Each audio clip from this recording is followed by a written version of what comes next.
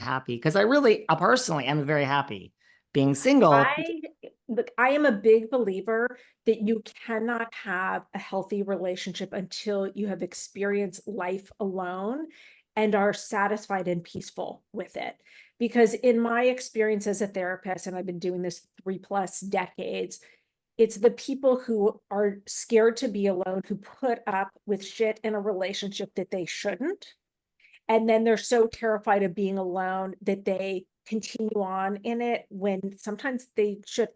I used to start every season of my show Couples Therapy sitting the couples down saying not every relationship is meant to be saved, and I really do believe that. And when you're so terrified to be alone that you can't do it, you will tolerate things that you shouldn't. Yeah, that just seems like a prison sentence to me. Yeah, 100%. And look, if you feel like you are so rigid about being single that you couldn't accommodate someone, you couldn't imagine like sharing a coffee in the morning or veering outside of your plan. If you're like too rigid, okay, yeah, then I say work on that. You want to work on having the flexibility to allow love into your life and to be open to making some changes if that's what life hands you and you find someone who's worth doing that. But I do think it's actually a great strength to be able to spend time alone. What about couples therapy? You mentioned that. Like, do you have a highlight or, just one or a couple that stands out as, maybe the most difficult or one of the easiest, or just like where you saw such change or good or bad? I mean, there's so many. I mean, look, uh, Caitlin and Tyler from Teen Mom are just such a special, extraordinary couple. And they came on the show. They were engaged at the time. MTV had planned this like huge wedding for them. And I really saw as things unfolded that they were not ready to take that step. And I help them to make the choice to put it on hold. And I remember saying to my producer, I'm going to be the most hated therapist on the planet. All of their fans are so excited for this wedding. MTV is going to kill me. Like everyone is going to be so upset, but this is what is right for them. And at the end of the day, I think they have a very strong marriage now as a result of the work that they were willing to do, and their decision to postpone it was a great decision that made them stronger. I mean, I think that one of the most touching memories for me was DMX. DMX has just such a special place in my heart, and that he's someone who came in so fighting me and so fighting the therapeutic process. And the last session I did with him that literally ended at 2 o'clock in the morning, I will never forget him embracing me and saying, thank you. No one has ever fought me in order to save me the way you have. And it was so meaningful. And we just had such a special connection, and we stayed in touch for many, many years. And that was just a really special memory for me. Wow. Keeping it in Housewives for a minute, do you have memories of Taylor Armstrong and her husband, John? Yeah, the green towel moment was a significant one. We had, for those who didn't watch my show, when Taylor was on, I think it was season 6, either 5 or 6. Um, there was an incident that took place at the house where Taylor was very worked up that we had some problems with like the air conditioning in their part of the house, and she thought that we were like trying to like get her upset by like turning off the air conditioning. It was like 1,000,000 degrees, but it was really a malfunction. And then there were these towels that were not to her liking, that were green, that she thought were just a terrible aesthetic choice.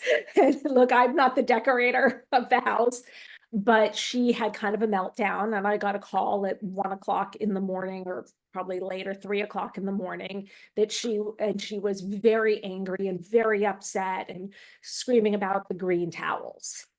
And the next day we had a big couple session, and I really pushed her to go deep. And I said, so if you weren't talking about and complaining about the green towels, what would you be talking about and thinking about? And she just broke down. And she said, I'd be thinking about the death of my husband. I'd be thinking about all of these things that I am so sad about. And I would be in despair and I would be anxious. And I try to control my environment and I try to control the green towels and make everything perfect all the time because I couldn't control my environment when I was in this abusive relationship and I couldn't control the outcome. So I'm always trying to control everything now. And it was a breakthrough moment. And I had so much respect for her that she was willing to let go of the green towels and dive deep and do that work. And it's such a great example for other people of sometimes we get fixated on something that we think is so important and we're really upset about, and it's not really what we're upset about. Right. And so many of the times things come back to control, right? Like that's the underlying. Yeah. I was going to say, or she could just have complete PTSD from Real Housewives of Beverly Hills, where they are always trying to have a green towel, not just be a green towel. And this is to actually make you have a complete mental breakdown right now.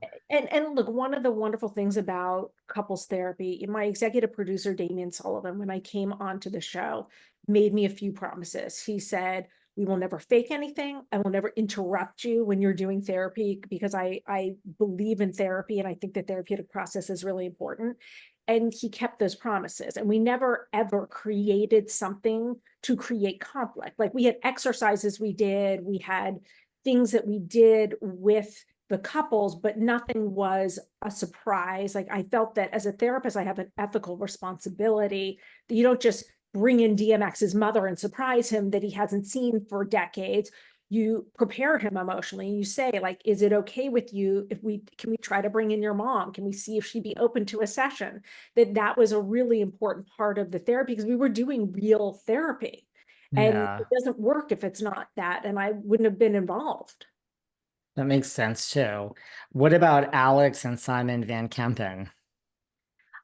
They were a really interesting couple, and I think that they had their own kind of resistance to the process in the beginning, but ultimately they really gave themselves over to it. And I think it's pretty amazing. They're still together now. They're in Australia. And, I think that they got a lot of positive things out of it. We're still in touch on social media and stuff. And, I just think that I think it was a great experience for them. And I'm really thrilled about that.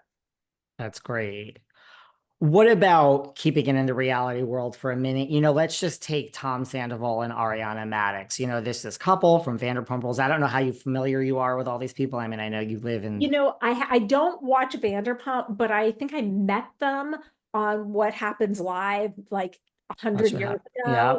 Like I was the bartender and they were on the show. But if you give me a little history, I can get into it with you. This is right. So I'm going to give you history for all of these little things.